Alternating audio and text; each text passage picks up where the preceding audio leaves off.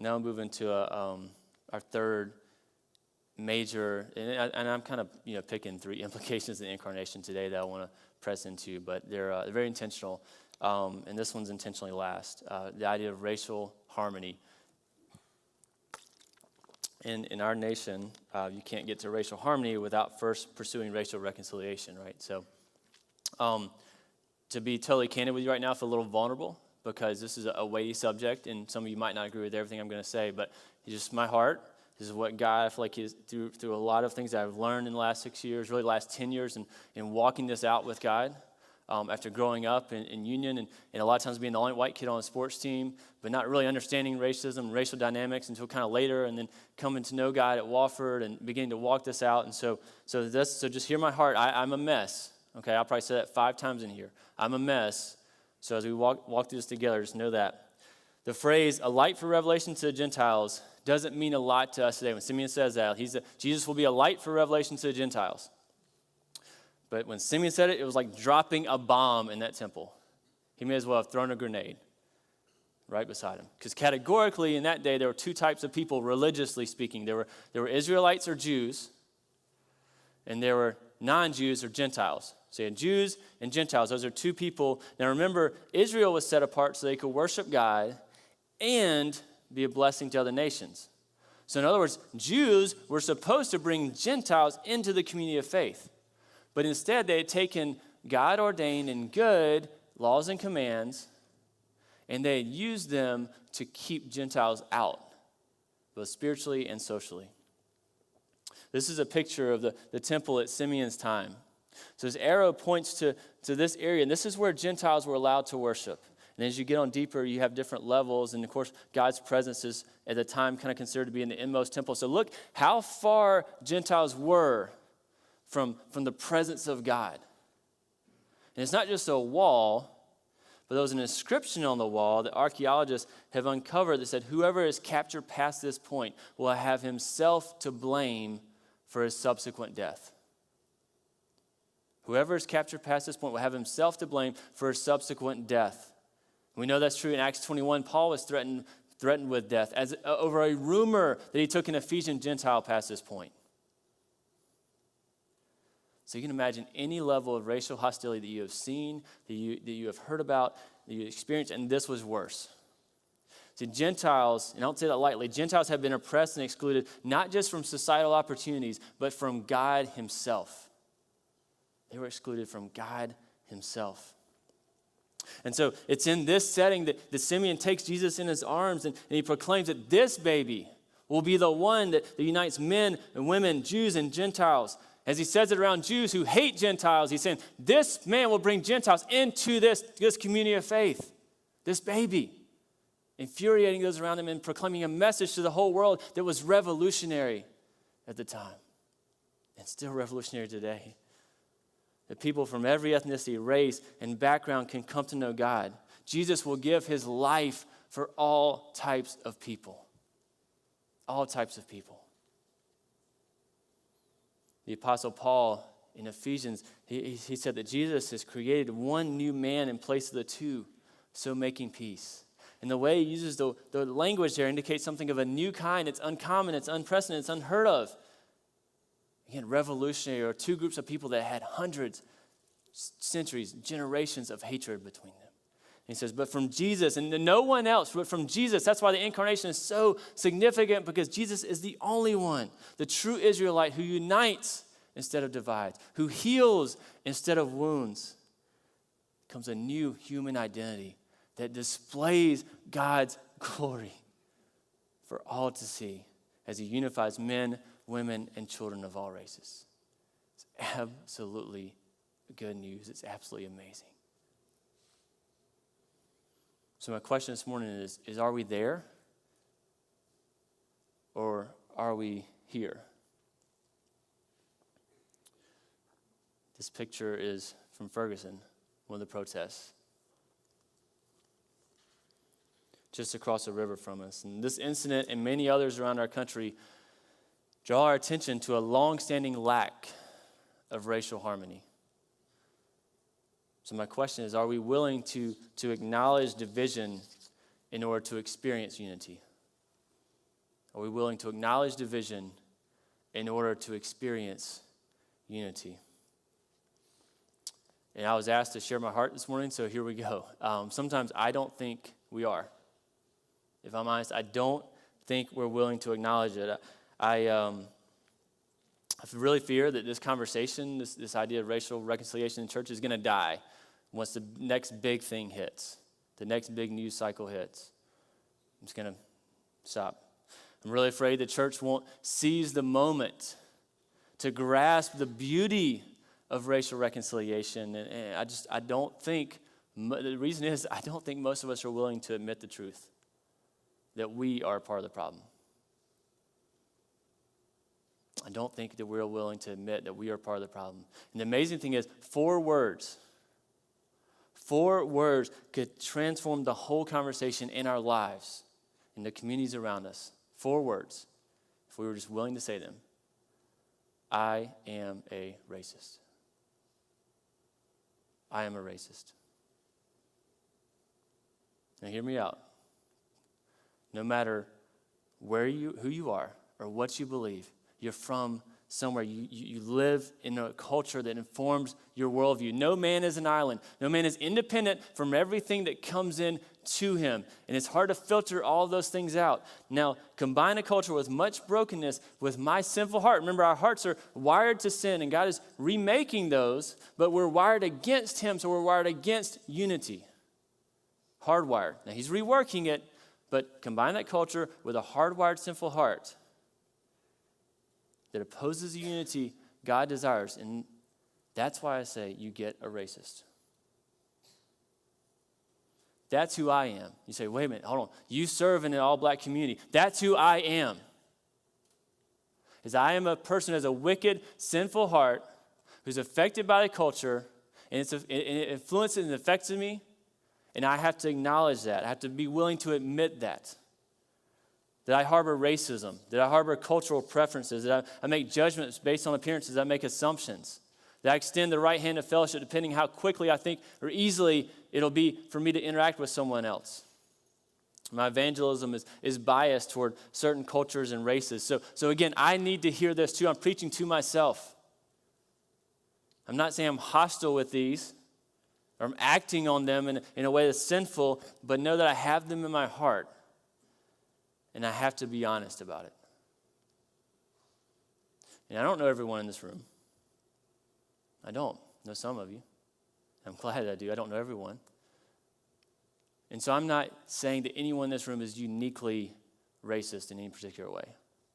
So don't hear that. I'm not saying that anyone is acting on this in some particular way.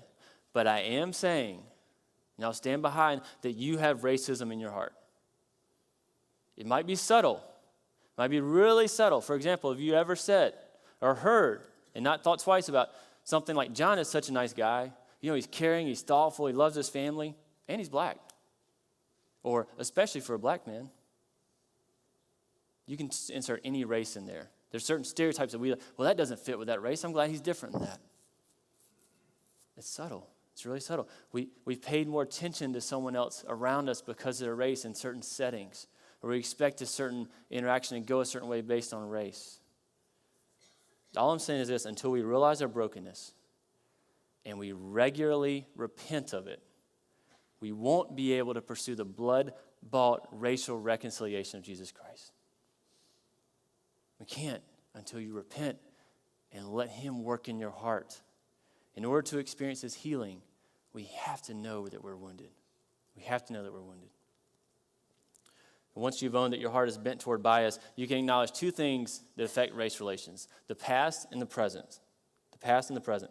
Slavery, Reconstruction, Jim Crow laws, separate but equal. The Jews had a physical wall. We have plenty of metaphorical walls in our nation's history that have erected physical obstacles, have physical results today. So it's important to acknowledge this because it isn't disconnected from history. There's a common thread that runs throughout that connects to today. All right, and because of that, the wrongs of yesterday do affect today. It's just a reality. And here's today's reality. You are either in the dominant or the minority culture. Now, please don't email me and tell me culture and race are different. I got so much of that when that article went on CNN. I know culture and race are different. I just don't want to take the sociological lesson to spin it out. So they're related, but they're different. So we're going to kind of treat them like that, all right? Not that you guys would have. Somebody might have. But, all right. White culture is the dominant culture in our society. So you either have a tendency toward lacking awareness of your race or culture, or you are acutely and constantly aware of your race and culture. All right? And white culture is the dominant culture in our society. If you're white, you understand most of how our society operates. Now, I know within white culture there's various subcultures, and I get that. But generally speaking, if you're white, when you walk into an educational pursuit, a career pursuit, you know how to act. You kind of get what's going on around you, and you can morph into it and walk through it. And because you're in the dominant culture, doors open for you that you don't even realize. White privilege exists. I promise you it does. But here's the thing. It's hard for us as a white person to acknowledge it because somebody else has to kind of point it out and help us see where it is. And that's okay. But it exists. And so it's important to be able to acknowledge that, because I don't want you to hear this and think, is he saying I'm racist because I'm white? Because I'm not. I'm not saying you're wrong for being born white or any other race. What I am saying is there are certain blind spots. And being a part of a majority culture disposes you to certain blind spots. And so as a white man or woman, it's important to say to minorities, to literally use words and say, I see your struggle. I see that it's a struggle to be a minority in a majority-dominated culture. Even in this church is it's a joy to be back. The church is growing in diversity. But you got to realize it's a white culture church. And so you have minorities around who love you enough to walk through that. It's probably a struggle for them at points to give up on certain preferences that they might have experienced in other expressions of worship. Acknowledge those things. And I don't always act like, as I interact with my black brothers and sisters up in our area, like I don't always act like I understand, all right? But I want to. So help me, I tell them. Help me understand. Help me understand. Help me because I need it. Because I want to love you more. I want to be in a deeper relationship with you. So if you're white, please take a step back, recognize history, and be willing to admit that there are current challenges from minorities and tell them you see it. Please don't say this. Don't say, can't they just pull themselves up by their bootstraps? That's what I did. Maybe you did by God's grace, and I'm not taking that away from your hard work and your hard effort. But you actually had boots. No one had taken them away from you. So be sensitive to the realities of the past and present. And to the minorities here today, this is a word from my best friend and pastor, a black man, Curtis. He said, don't use the past for reasons to not engage the minority culture and to remain racist in our own hearts. We can't do that as minorities. He says, I personally used that for many years in my own heart. So here's what I'm saying. Everybody has blind spots. Every one of us has blind spots. We have to recognize them, whatever race we are, and realize that we all have to work together. We have to work together for the sake of the gospel. Jesus died so that we would be unified. We have to work together for the sake of the gospel. Now that's all the kind of heart level I have for you. I wanted to build a foundation, and I'll give you a couple practical steps toward pursuing racial reconciliation, things I've learned in my 10 years of walking with the Lord, and especially in the last 6 years being in East St. Louis. And I'm telling you, these you're going to be like, well, duh, they're not rocket science. You just got to do them. All right? So a few steps toward pursuing racial reconciliation. Develop genuine friendships, genuine relationships. Everyone can rebuke racism on social media and in the press. Be an embodied apologetic in your life. So demonstrate the gospel in your life that Jesus is real and he allows you to have genuine, deep, interracial, cross-racial, transracial, whatever you want to call it, relationships. Be an embodied apologetic. Live it. Don't just post it on Facebook or Twitter or say it because it's a politically correct thing to say. Get to know someone. Ask them how they grew up, what challenges they face today. And you think, well, one relationship, that's not that big a deal, is it, Shane? Well, I'm telling you, the government's not going to change this. It's not a top-down thing. Racial reconciliation, racial harmony is a bottom-up thing. It's one person and another person and another person. So yeah, one relationship, that's revolutionary. One question is, I'm sitting with a member of your congregation yesterday in Cortez, and she lovingly asked Cortez, what are your thoughts on Ferguson? Man, that was so honoring. One simple question was so honoring because she genuinely wanted to know. You might not think like me. She didn't say all this, but she might be thinking, well, I want to know what your perspective is as a young black man. That's really what was behind that question. And she really wanted to know with someone she developed a relationship with. So that's the idea of listening and learning. And they kind of work together because in a context of a genuine relationship, you can ask questions you wouldn't normally ask.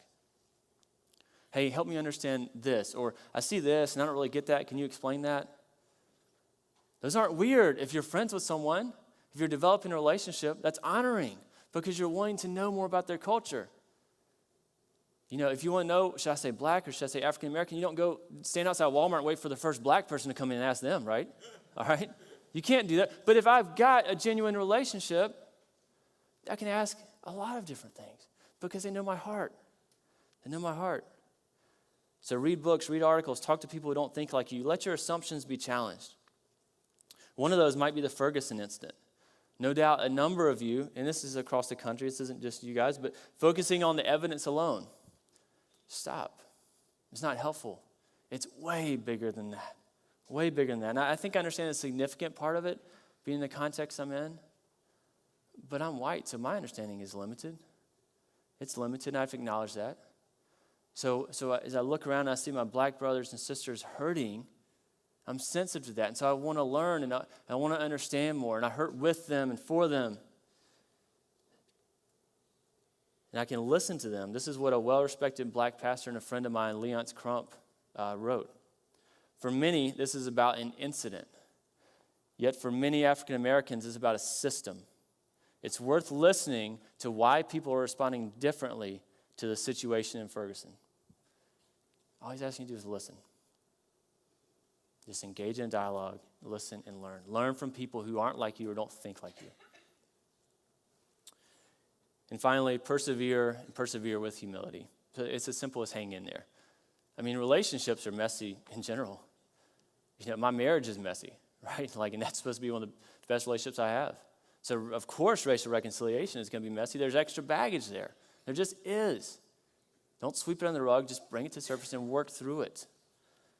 Realize, push through, don't give up, don't quit, don't stop. Realize that here's the beauty, is that God's image is in everyone, right?